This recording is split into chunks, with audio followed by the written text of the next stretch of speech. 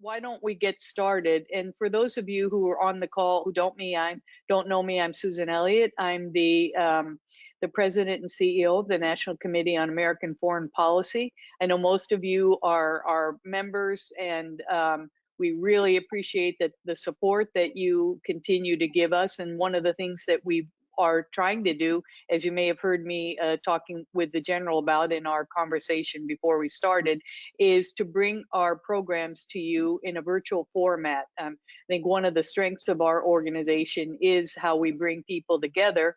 So it's a good thing. You know, we're now looking for new and different ways to bring our members together, and to bring people from other countries who can no longer travel to New York together via video conference. So thank you all for participating. You know, the topic that we're going to talk about today is not only disaster preparedness, but what the Army Corps of Engineers is doing to help us here in the United States of America, but also General Milhorn is going to talk to us a little bit about what they do with our partners and allies and friends around the world, which I think is important for members of the National Committee, you know, to hear. But just to start our program, I want to introduce our speaker today is General Jeffrey Milhorn. He's the Commander and Division Engineer of the U.S. Army Corps of Engineers, North Atlantic Division, and he took command there in July of 2018. But, you know, in addition to being responsible for the East Coast of the United States of America, he also oversees the Army Corps of Engineers work in Europe and then in Africa. So he is connected to U.S. Army Europe, and also the U.S. European Command and the U.S.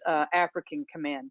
And, you know, some of the things that General Milhorn oversees, we know what the Army Corps of Engineers is doing for us here in New York City, and we're very appreciative. But, you know, they also support the military. He has about, if I think I'm right, a $5 billion budget, which it helps him to plan and design construction projects that support the military, but also to help protect America's water resources and to mitigate risks from disasters, and also to restore and enhance the environment. So that sounds like a really big swath of work that you have to do, General. And he's had a very distinguished career in the U.S. Army, and he's a civil engineer and graduated from University of Florida. And so, General, I think what I'll do is turn it over to you, because we really are very much looking forward to hearing what you have to say. And thank you again for all the hard work you're doing to help the people of New York and the people of the United States of America at this difficult time. So over to you, General.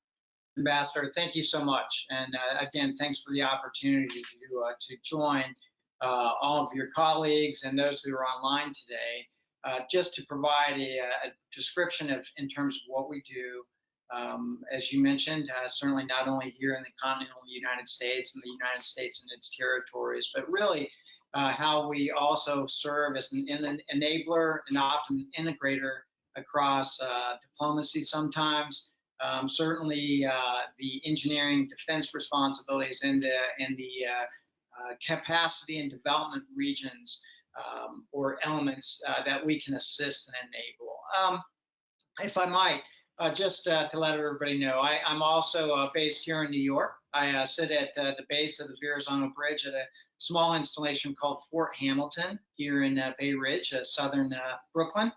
And so understanding that we're going to focus on foreign diplomacy today, I think, but I'm more than happy to address questions and concerns about what we're doing here locally, since we've been in the epicenter, if you will, on the pandemic from the very beginning, and will be through the ongoing efforts that we have, not only here in New York, but as you mentioned, the regions that I'm supportive of.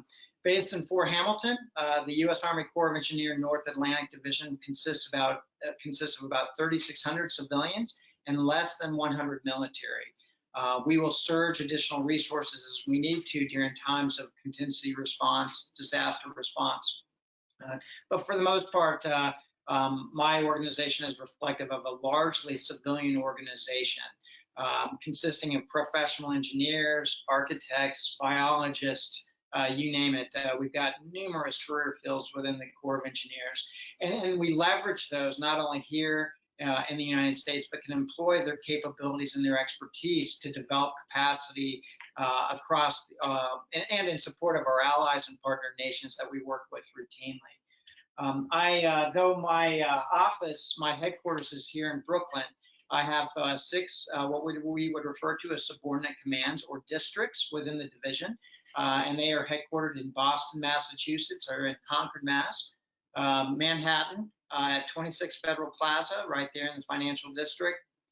I have offices in Philadelphia, Baltimore, Norfolk, Virginia, and across the Atlantic in Wiesbaden, Germany. About 1/5 of my force is actually distributed across Europe and Africa, supporting, as you mentioned early on, European Command and Africa Command, so our 2 geographic commands overseas.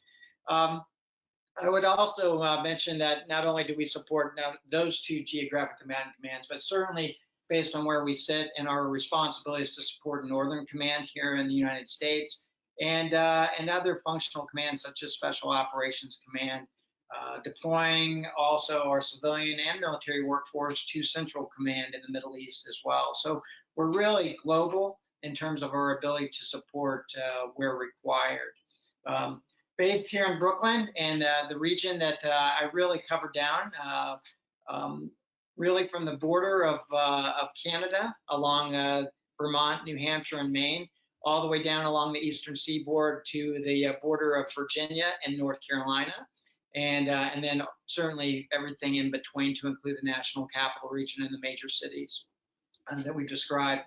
Our mission portfolio that you described up front that is significantly diverse, whether it be civil works, and you mentioned inland waterways or federal waterways, which allow us to support certainly the economic development here in the United States and maintain our security there. I'm looking out on the entrance to the federal waterways into New York City as I sit outside, like I said, just below the Verrazano Bridge. And so those federal channels, we have a responsibility of keeping open during times of disaster. For example, Hurricane Sandy, which we just sadly celebrated the 7th memorial, which occurred in October of this, again, 7 years ago. And so anytime something like that occurs, we come in and we do surveys. We work with other agencies, federal agencies, and specifically in this case, the Port Authority of New York and New Jersey, the U.S. Coast Guard, in support of other organizations, Federal Emergency Management Agency, and we ensure that there are no obstacles into those channels to enable the commerce to continue to flow.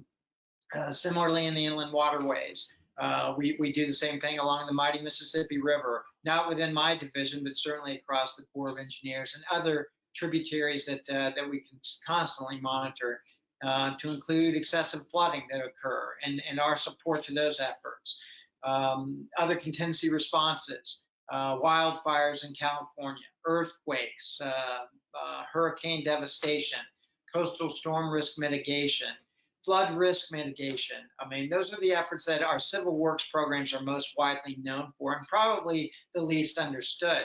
But these are the same professionals that day in and day out are contributing to other resources and enabling development of capacity in other foreign nations where they suffer from some of the same similar situations, whether there's too much water, flooding, or too little water, droughts, and the water security initiatives can be applied and that we can enable and contribute to through requests through the Department of State, USAID, and other organizations and agencies. And we tend to leverage those resources, and oftentimes there's an educational process that go along with that. Our other mission sets, if you will, are the military programs and construction programs that we do, not only across the U.S. installations here in our contiguous and not only the continental United States, but territories, but certainly those overseas as well. And the development of some of those installations in other nations, oftentimes through foreign military finance or foreign military sales programs, where a nation will make an investment to enable its military or its Ministry of Defense to do more. And they may often turn to the United States Army Corps of Engineers, working through, obviously, the embassy and the country teams to provide that expertise and sometimes construction management service oversight. Where, what we do is typically if we're asked to assist with contracting services, contingency contracting, or in support of foreign military sales, foreign military finance, is that we will enable the development of those sites through local labor and through local materials. Not always the case with other countries that may offer their assistance that may lend to, and we can talk about that. Some of those things that I've experienced, and Ambassador, I'm sure you have as well, in terms of exploitation that may be occurring by other organizations and agencies, and sometimes other countries as well. So we can talk about that. The other mission portfolio, international interagency services, environmental services that you spoke of, and bringing again those experts to bear to assist where those challenges exist globally. And how do you manifest or enable some of those partner nations, sometimes our allies, to develop programs in a way that we can do so better, oftentimes through technical conference exchanges. I often talk about brick and mortar, which is the actual construction of individual projects in nations that may only request a little bit of minimal support, but we can enable that, like I said, through local labor, local contracting. What we might not see occur is the use of the technical services that might even be greater in terms of developing programs internally so that they can deal with those programs themselves, which I think often is what we see as true capacity development by maybe the single one-off, single-purpose projects that often will occur. And what I often will use is the typical analogy, again, giving a fish away. Well, if you request the development of one project, well, oftentimes there'll be a request for 10 more at the same time, or 100 more at the same time, which may be required. Sometimes that money is better spent in assisting them developing the program. And how do you link those systems oftentimes that cross international boundaries? And I'd be happy to share not only my experience from what I've seen here in the North Atlantic Division, but I'd also commanded the Pacific Ocean Division previously. And that spanned, if you will, from India to the western coast of California, Australia to the North Pole. So about 50% of the globe in terms of the surface of the globe, and those nations that we supported through our endeavors with the U.S. Embassy, and then in that case, Indo-PACOM, the Geographic Combatant Command. So there's a lot that we're able to do, and what I choose to do is try to share those lessons learned, and humbly do that.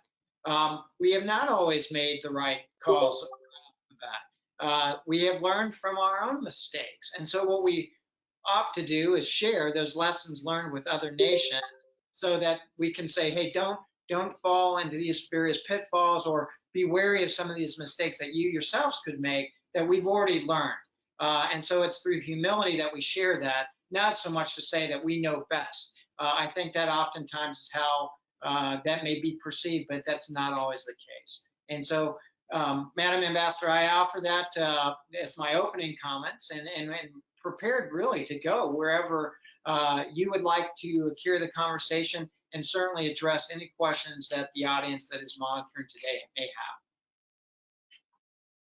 Well, General, thank you for that overview. I think it's extremely important for us to see the magnitude of the kinds of things that you and the Army Corps of Engineers can do. But maybe you could expand a little bit, because I know since most of our participants are from the New York City area, the kinds of things that you're doing now to help us deal with the pandemic. And then perhaps then afterward, I've got a question, because you talked about lessons learned and how you work with your counterparts in other countries, and for you to talk a little bit about, are you hearing from, the NATO allies or for other military in Europe for asking for assistance or advice? But I think if you could tell us a little bit about what you're doing, not only here in New York City, but, you cover the whole East Coast, and how do you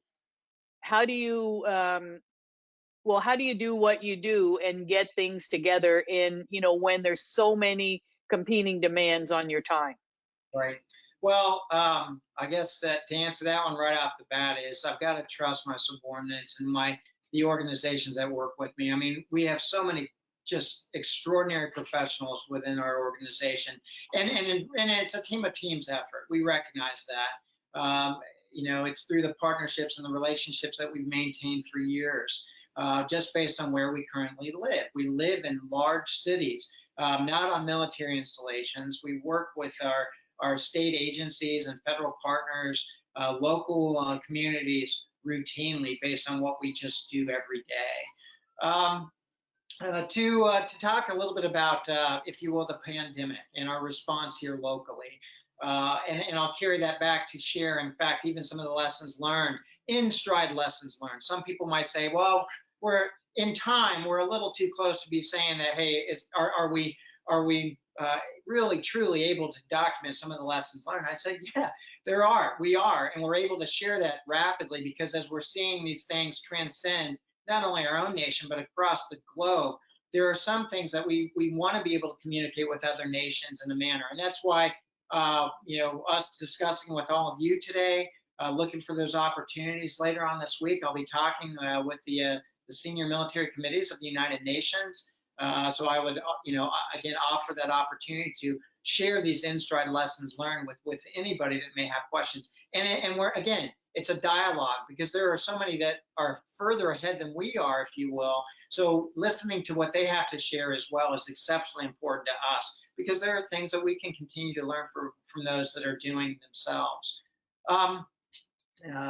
With regard to the pandemic, and I think one of the first things I share with other nations, I've recently done this with the United Kingdom on a couple of conference calls, and most recently also with the Home Front Command in Israel. That, unique to the United States is this national response framework that is organized underneath the Federal Emergency Management Agency, or FEMA. FEMA is our go-to lead federal agency during times of disaster response for federal emergencies. And we have seen FEMA, as you will, mature over the years. I mean, to the point where they are so much more responsive today than what we've seen occur through lessons learned. We can trace it back to Hurricane Katrina many years ago, and the initial response there. And today, the Federal Emergency Management Agency is always on the front lines within the United States. And again, that applies to everything that we're seeing play out, not only for the pandemic, what we've seen in the last 3 years alone on the hurricane responses in 2017 to Irma, Harvey, Maria. 2 years ago, I think it was Michael and Florence, and last year it was Dorian. Normally, those are just regional responses. If you delineate, 10 FEMA regions, I covered down in my area on 3 FEMA regions. FEMA Regions 1, which cover really Connecticut, Rhode Island, Massachusetts, New Hampshire, Vermont, and Maine. That's FEMA Region 1. FEMA Region 2, headquartered here in New York, with New York and New Jersey, and then FEMA Region 3, which is Pennsylvania, Maryland, Virginia, West Virginia, Delaware, and the District of Columbia. So those are the areas that I cover down on, with all my districts that are, again, as I mentioned, already geographically placed throughout. So our work with regional administrators and such is fairly quick in terms of when the disaster declarations occur. The cadre are already pre-identified, and they immediately flood the zone, if you will, in terms of bringing up their emergency operations centers. And then within FEMA, they have identified these various lifelines that are, along those hierarchical needs. And among them are emergency support functions that are nested underneath that construct. Unlike any other nation, this does not exist in most other countries. Oftentimes, they will resort to a military action arm with fledgling ministries of capacity that, again, the military, through their ministries of defense, may often be called in. And I'm not talking about our allies and more mature partners. I'm talking about some of the other nations that really lack capacity across their federal governments and their national construct. FEMA doesn't exist. The Corps of Engineers doesn't exist often in those organizations. And so that's where we aspire to help them develop capacity by sharing how we design ourselves to be much more responsive. I go back to FEMA and the emergency support functions. The U.S. Army Corps of Engineers is the lead agent for the Department of Defense in that construct for public works and engineering support. And it's in that role that, very similarly, when FEMA stands up its Emergency Operations Center, we are then activating team leaders and assistant team leaders to contribute to these incident management assessment teams. And very quickly then, through the FEMA funding made nationally available, mission assignments are then tasked out to conduct planning or site assessments, as we've been doing all along in support of the pandemic. And then ultimately what they call task orders or mission assignment task orders that translates to a MITAM, if you will, for the U.S. Foreign Office of Disaster Assistance in other countries. Those MATOs allow us to work in collaboration with Health and Human Services and other partners, integrating as part of those teams because we've already got those relationships locally, and doing our best to synchronize what we're doing right now in support of the pandemic. I'll use the Javits Center for those of you that have been familiar with that. We've been talking about that now for weeks. Literally 4 weeks ago, Sunday, I decided to go down to the Javits Center and meet with the Chief Executive Officer for the Convention Center and just walk through as we were anticipating this concept that the Corps of Engineers came up with. It was, you've probably heard Lieutenant General Todd Simonite, the Chief of Engineers, my direct boss. You know, there are 9 divisions like me, really breaking out the continental United States. And as you mentioned, I've got, you know, essentially the North New England area down to the National Capital Region, about 25% of the United States population right now. And General Simonite was very quick to kind of educate everybody that, hey, it's a very complex situation. Where we've seen emergencies in the past be regional, this is one that's occurring nationally. It's occurring globally. And as we look at the snapshot and the ability for FEMA through its national response framework and everybody to then leverage those contributions from multiple federal agencies, it still has to be a rather simple solution from an engineering standpoint to develop hospital capacity. And so what we did was, and I think, and just briefly, the concept working with the design centers of expertise within the U.S. Army Corps, so it's an enterprise-wide initiative, working with our Army Geospatial Center that are doing modeling to anticipate where the virus spread is going, in addition to other models that are being developed, tremendous models, IHME, led by that are supporting the Health and Human Service, and FEMA to no kidding have that holistic review state by state, if you will, as to what those models look like, where is the pandemic spreading, and what are their needs as we track hospital capacity. We just want to stay ahead of the curve, if you will, on the hospital capacity and the development of other facilities that are already standing. And what we described them was a hotel to, or a hospital, or forgive me, a hotel to healthcare concept, which was really taking a lot of these vacant hotels, dormitories, you know, very compartmentalized facilities that are already available and operational, but sadly also being hit economically. And so how do you inject the funding to enable the hotel industry, for example, to do more? Not really our call. Ours was really to go in and say, well, this is a design, a standard design that you can site adapt based on whatever the requirements may be, stated by the local hospital officials, the city and states that we're working within, that are guided by, again, the governors that we interact with every day. The other concept was an arena, a convention center, a field house, you know, the Javits Center, Boston Gardens, the Walter E. Washington Convention Center in Washington, D.C., Baltimore Convention Center. We're seeing this really play out. That tends to be more the norm, where folks have said, hey, let's go in. And what we described early on was the environment. Is it to be a non-COVID or a COVID facility? What we didn't do very well at the very beginning was take into account the level of acuity of the patients to be seen. And working with our health and human service colleagues in support of FEMA as well, and with all the state agencies, the governors, commissioners for health and human services, we've narrowed that down and refined even our own designs and what requirements might be necessary.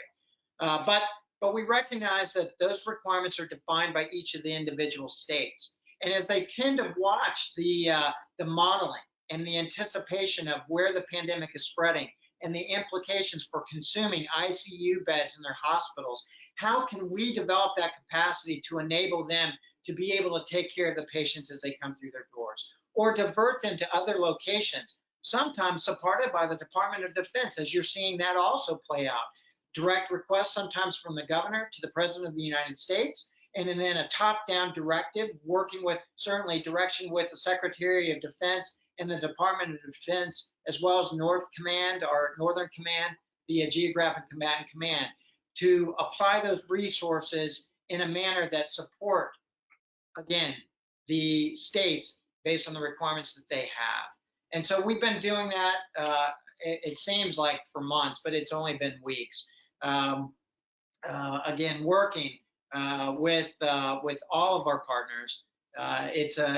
It is absolutely a tremendous team effort to see, having just walked into the Javits Center yesterday, the Army North Commander, Lieutenant General Laura Richardson, flew in to essentially visit some of the sites and alternative care facilities that we've been working with all the agencies to develop.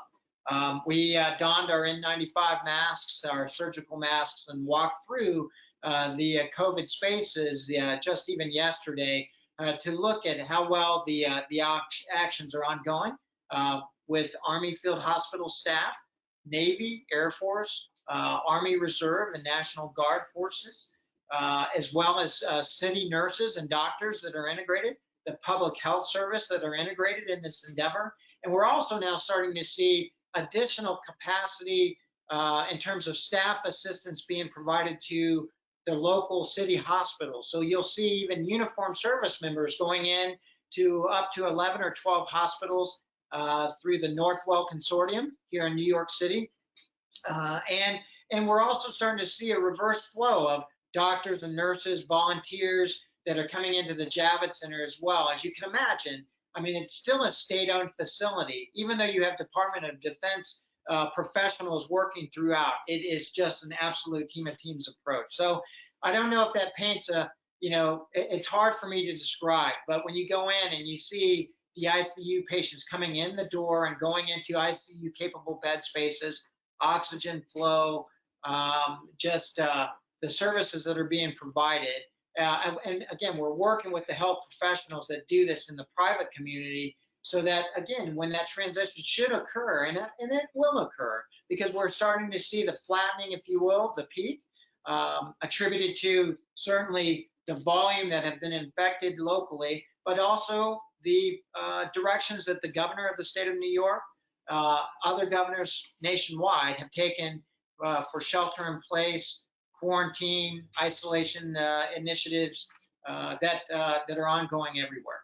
This is not necessarily the case in other nations. And so for me, what I try to do is to serve in that capacity, to share my observations from wherever I sit, whether it's here in the Javits Center in New York City, to the surrounding counties where we're also developing through our contracting alternative care facilities, Suffolk and Nassau County, Westchester County, varying from 110 ICU capable spaces with overhead pressure, so more of a high-end capability, higher level of acuity, to larger non-COVID spaces that can be used to, again, take some of that pressure off the local hospitals so that they can, again, offload some of or discharge some patients that still require routine care, subacute care, and open up their spaces for those more critical patients that require their assistance. So we're doing that in New York, we're doing it in New Jersey, we're doing that in Chicago, we're doing that in California, and prepared to do that certainly in New Orleans, in Miami, Florida. not my division, but again, across the U.S. Army Corps of Engineers in collaboration with our partners, Health and Human Services, FEMA, and the Department of Defense. And what we do, again, is serve largely as an integrator because we live here and work here to bring and assist the external forces that may come in and flow, whether they're DoD or other agencies, to leverage the local relationships that we have and really to speed the response in terms of all that we're trying to achieve. Well, General, all I can say is wow. I mean, wow, because just the level of coordination and what you're doing to put this all together and to do it in such a short period of time is just fantastic. And I want to thank you for all that. And I've got some questions, but what I want to remind our participants is that if you look in the upper right-hand screen of your computer, you'll see a chat box. And if you'd like to ask a question, you click there, and then you can ask a question. So we will be monitoring that, and I certainly I think can fill up the rest of our time with questions that I have, but we really would like to hear from our attendees. And we've got the National Committee staff monitoring as well as I am, but we really would like to hear from you. I see we have a lot of people participating, so please type in your questions, and I'll make sure that General Milhorn gets as many of the questions as possible. But General, one of the things I was going to ask you, because what you just described is such a an interagency and whole of government approach with everybody pitching in and working together, which is just amazing. And I'm just wondering your thoughts, because I guess one of the things that I think about is we are focused on our homeland and getting ourselves through this, but how would you envision, for example, that countries that are less developed, like the African countries, or even maybe some of the poorer countries in Europe, how are they going to handle this? And do you have you had other countries, you mentioned the UK, come to you and say, not only could you help us, but could you give us advice on how to deal with a pandemic? I know that the U.S. military helped Africa at the time of Ebola, and I think that's a good a good model for how we really all got together and helped contain that pandemic. So maybe if you have a few thoughts on that, that would be interesting for our participants. No, Ambassador, your comment right off the bat about the Ebola virus in Liberia and what we saw previously transpire when there was a request there. I believe that trafficked initially back to U.S. Army Africa, back when Major General Williams was the commander, and then later that transitioned to the 101st Airborne Division later on with the development and response to that crisis.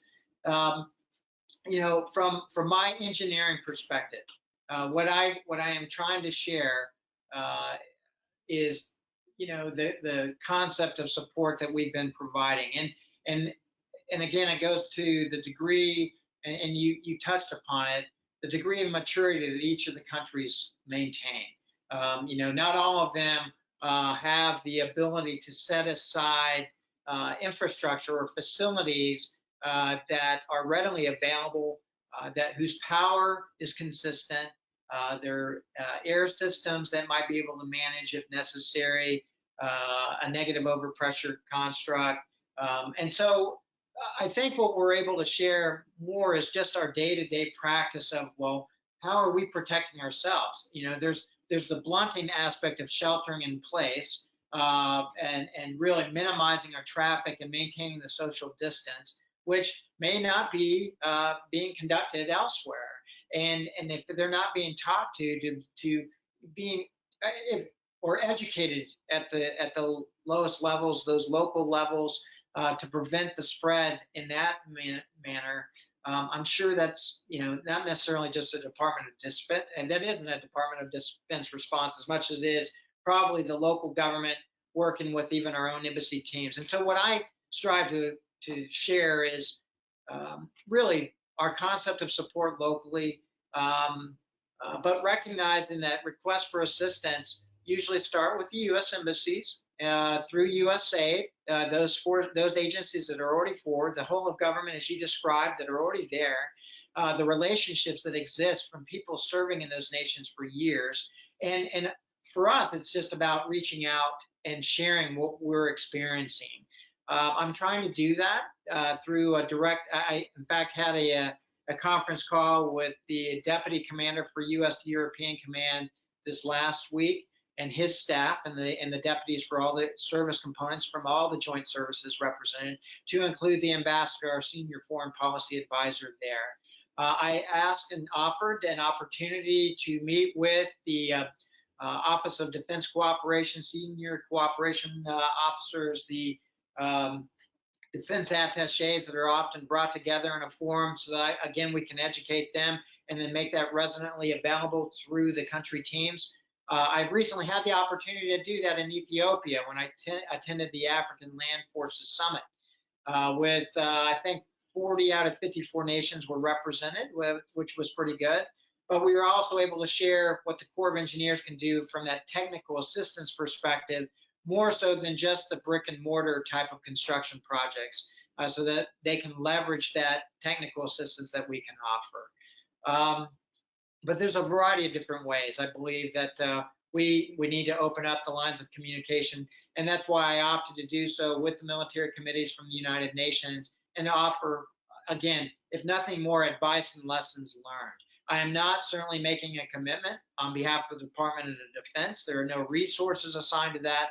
But if there are requests for assistance, we would only imagine those to occur as they would traditionally occur through the embassy, country teams, upward through the other federal agencies that would support that endeavor.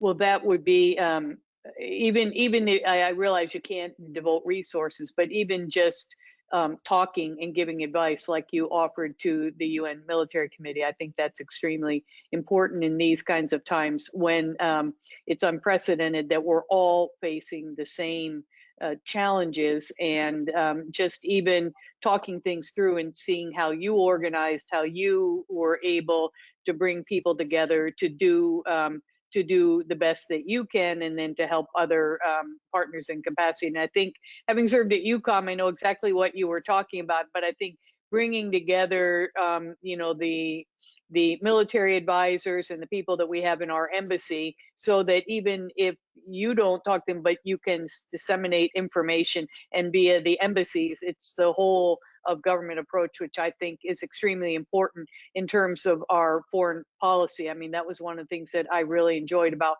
working at the U.S. European Command, is seeing how we can work together with through embassies and through our military, whether it's the Office of Defense Cooperation or the Defense Attache's office, in sharing information and giving advice. But I don't see that anyone has sent us any questions, but I've got another one that I'll at least ask. And this is something that I've been thinking about today with the bad weather and seeing what's happened in, in the southern part of the United States of America. And I know that FEMA oversees disaster relief, but in a situation like we're in now, I mean, what are you thinking about?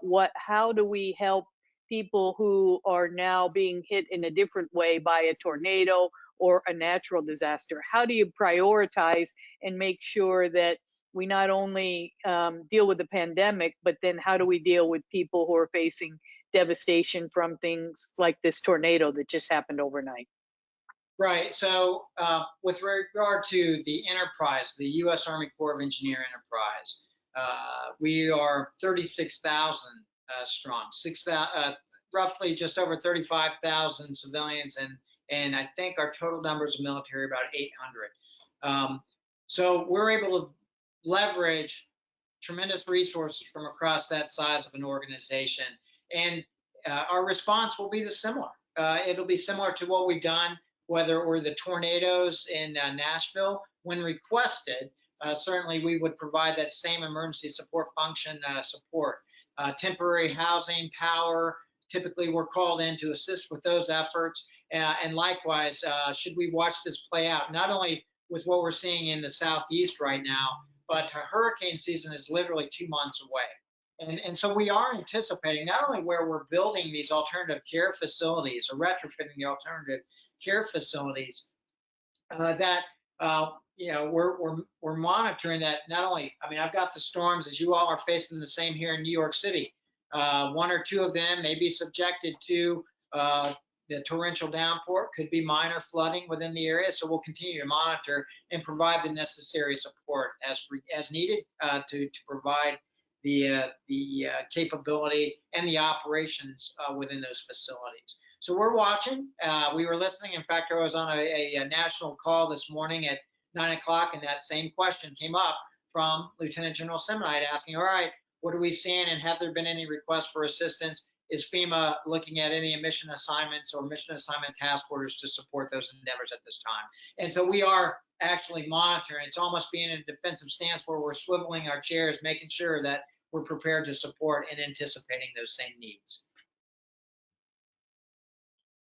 Well, General, I have another question. And you mentioned that you had worked in the Indo-Pacific Command, and we have a very strong forum on Asia-Pacific security. So many of our members and participants are Asia experts, or have lived and worked in that area of the world. And I was just wondering, especially because the SARS pandemic that we had before, and I don't know exactly when you served there, but how do you work with our friends and colleagues who are in that area of the world? And is it, for example, with the countries like China or countries like Russia, who perhaps we don't have the greatest relationships with, are you able to have any kind of channels of communication and work together with countries that perhaps aren't our friends and allies to help curb pandemics? So let me give a little bit of brief background, if you will, on what I've served about 10 years in the Pacific in a variety of different capacities. Most recently, prior to this position, I was the Deputy Commanding General for our First Corps, which is in Joint Base Lewis McChord in Washington, and that was very much focused on the ongoing activities in Korea at the time. Prior to that, I served as the Director of Operations and Plans. We would refer to that as the G357, if you will, for U.S. Army Pacific. So I served as that in that capacity as a Joint Force Land Component Command, in fact, and then 2 years from 2014 to 2016 as a U.S. Army Corps of Engineer Division Commander in the Pacific, all supporting Indo-PACOM. Our efforts there. In fact, I remember even as the U.S. Army Corps of Engineer Commander, if you recall Nepal, we had an earthquake, and I think it was in 2014, maybe 2015. I think it was 2015, and I was immediately mobilized to serve as the Deputy JTF Commander with the 3rd Marine Expeditionary Force, initially out of Okinawa and then in Kathmandu, Nepal, to respond. That was a request for assistance that certainly came up through the Department of State, through the Office for U.S. Foreign Disaster Assistance, and our contributions there were, again, working in those country boundaries with China, India, and the Nepalese Army, and with various ministries from that country. From the Corps of Engineers perspective at the time, it really made sense to allow me to plug in, because we were really focused on long-term development and reconstruction effort, if you will, for that country based on the relationships that we maintained. The relationships that we maintained throughout Indo-PACOM were largely attributed to many of the exercises that you may be familiar with: disaster response exercises, the CMAP military exchange programs that we often participate in, the relationships that we maintain with the military through the institutional military exchange programs, the IMET programs, where we bring their leadership out and train them in our U.S. Department of Defense schools and training facilities. But working certainly with the country teams throughout. I mean, I don't know if you remember Ambassador Tom Clunes from Laos. I mean, I hold him dearly as a friend, having worked in Laos on several occasions, and at their request, sometimes very small programs and projects because they did not receive very much funding. But some of those things that we did together, whether they were a school, a medical clinic, blood banks, or whatever may have been required in those other countries, it just shored up the relationship so strongly. Knowing that during times of disaster, they could always request technical assistance, and I'm speaking specifically from the U.S. Army Corps of Engineers, but certainly if there were other requirements needed. Right now, I would say my counterpart, a Brigadier General Tom Tickner, who is now in command of the Pacific Ocean Division for the U.S. Army Corps of Engineers, is similarly building on those relationships that we've maintained over time. The Lower Mekong Initiative, if you're familiar with that, where we've partnered our own Mekong River Commission or a Mississippi River Commission here in the States and brought them together to enable the development of water resources across 5 country boundaries, Thailand, Cambodia, Laos, Vietnam, and Myanmar, and treating that as a system, but knowing that what you do in one country has implications downstream.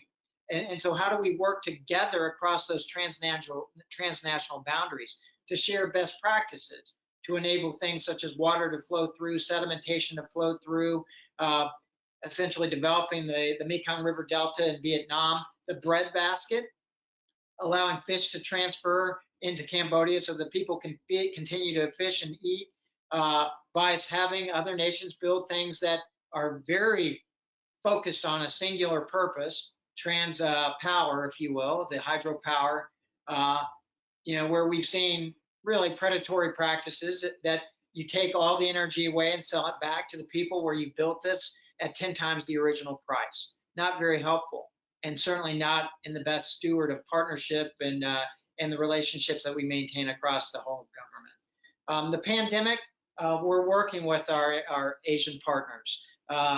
We have bases and installations in some of those nations, to include Japan and Korea today. And so we continue to partner with them, the embassy, the country teams, and their senior leaders across their governments as well, to best enable their efforts and share the same common lessons that we're having, not only there, oftentimes before they even arrived here. With China, I will tell you, the U.S. Army Pacific has maintained relationships through exchange programs, where we have gone to China and China has come to some of our training areas under then General Robert Brown when I was his G3. And so he conducted personal exchanges with them. Not so much exercise support, but really just a disaster response exchange program that we would participate in. So there are opportunities where we all have common interests for the whole of humanity, where we can rally together, I think, and drive our actions in the right direction in there without near the animosity associated with the military aspect of those operations and activities. Yeah, and I think that's what you've outlined is just so important, to have those relationships develop so that when we do have a problem, we can work together to try to solve it.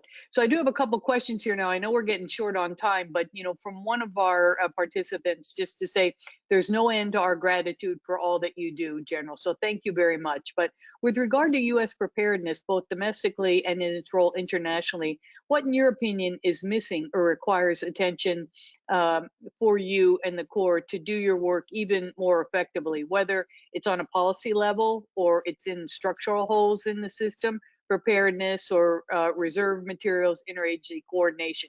Is there anything, because this kind of goes along with, I'll give you the 2 questions we have because I know we're short on time, but this kind of goes along with another question we have, is that given the challenges to understanding the virus and providing, information, what would you say, are there sort of lessons learned, like what would you do differently if you knowing what you know now, a few weeks or months ago? So 2 of those, I think, kind of go together. And so I think where we will continue to grow from the lessons that we've learned here. And I'm talking, let me speak nationally first. Though I think the last pandemic that this nation has been impacted, the globe has been impacted by, was in 1918. The Spanish flu is what we're tracking. And though I think others have taken time to go back and read and say, well, what's different? What happened there? I mean, I think it was very interesting in terms of some of the sheltering practices, even then, over 100 years ago, that were put into place. A lot of it probably may not have been common sense at the time, but because there was just not an understanding of how this is transmitted.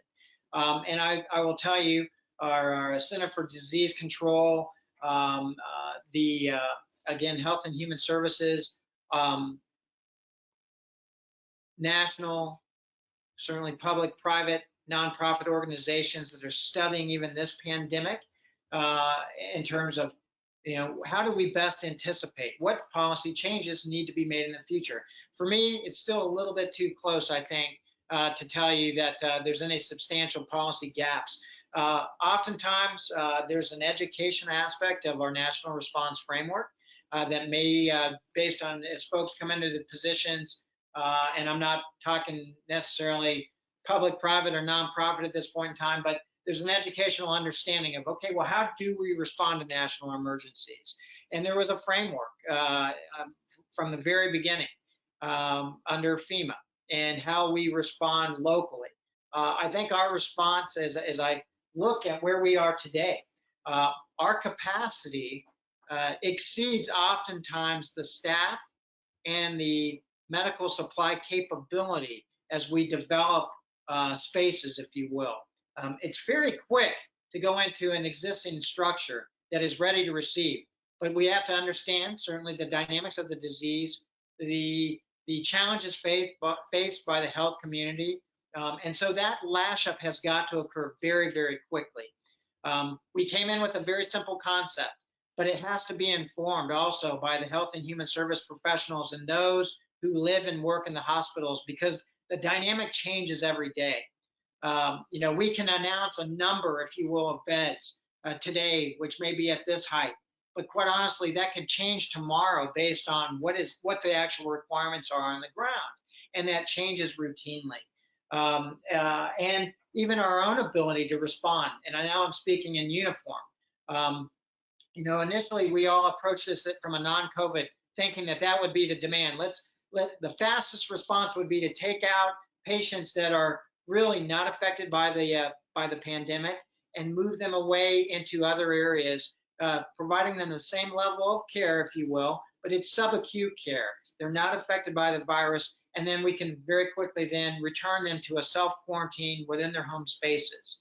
But what we found very quickly was that the hospitals determined that, hey, we're not discharging non-COVID anymore. They're gone.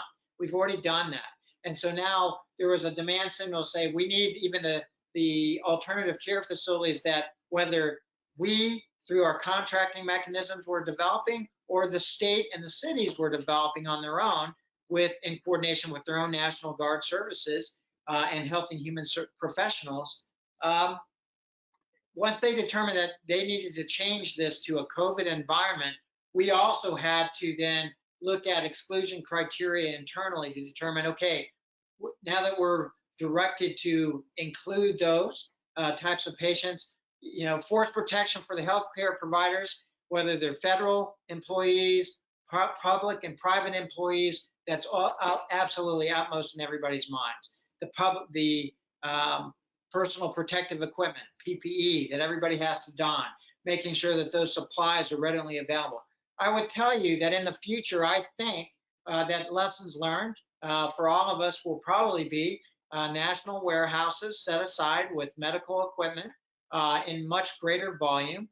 A lot of that had previously existed, but as with anything within the medical supply channels, and we have this in the military, there's often an expiration date or recalibrations that may have to occur.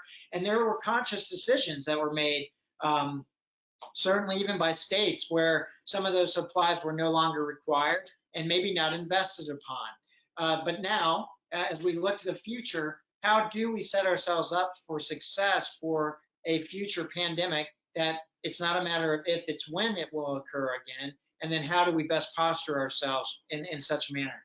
We're all learning because, again, the National Response Framework, though it was meant to be nationally developed, we have small cadres. And where we have regional responses to wildfires, earthquakes, and hurricanes in the past, they were in fact regional. And so you could go back to a smaller cadre and tap into it to bring those professionals forward. When it goes nationwide as fast as it did, there's not a lot of depth there. And I could say the same thing within our medical professional communities. We talked about the hiring of volunteers in the New York State alone, and you've seen Governor Cuomo on TV announce over 60,000 volunteers. But even to bring those folks on and to protect those patients, there may be certification requirements and license agreements and things that have to occur locally before you bring somebody in and incorporate them into your healthcare provisions, because you don't want to put anybody at unnecessary risk. But is there a need, say, for a reserve national cadre in the future, and so that people continue to enroll in that and maybe even maintain their licensure over continuing education units and things along those lines, so that when you need to tap into that, you can. So there's an equipping aspect and there's a staffing aspect. Capacity, I'm confident, will always exist based on the existing facilities, be they hotels, dormitories, arenas, convention centers, and the like.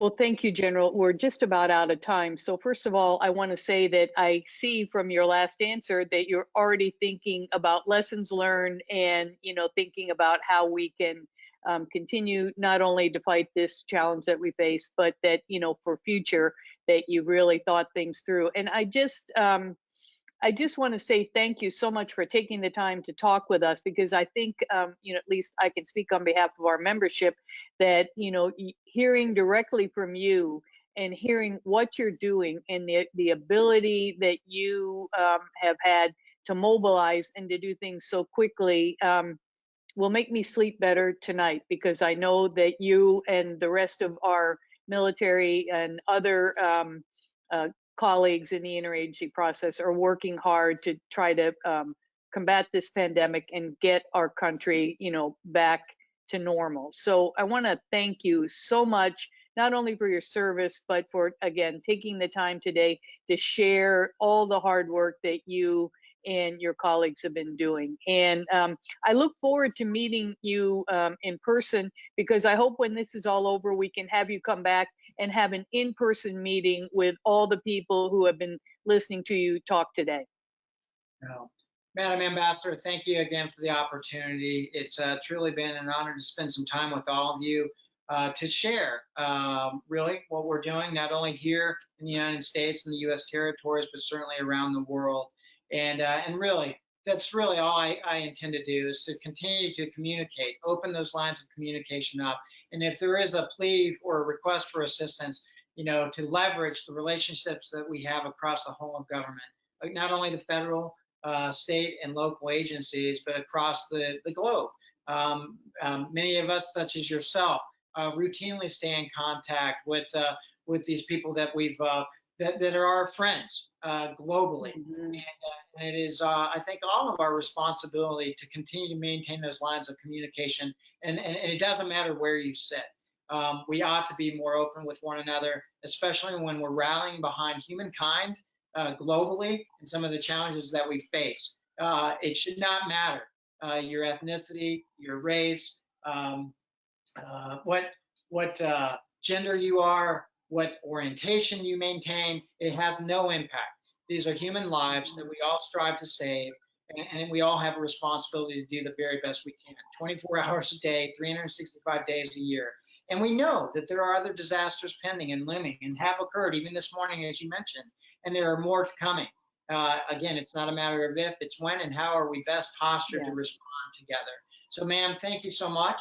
It's been an honor to speak with you all today, and I look forward to future opportunities should they arise. Thank you so much. Well, Well, thank you, General. And just, I also want to thank all of our participants for dialing in today.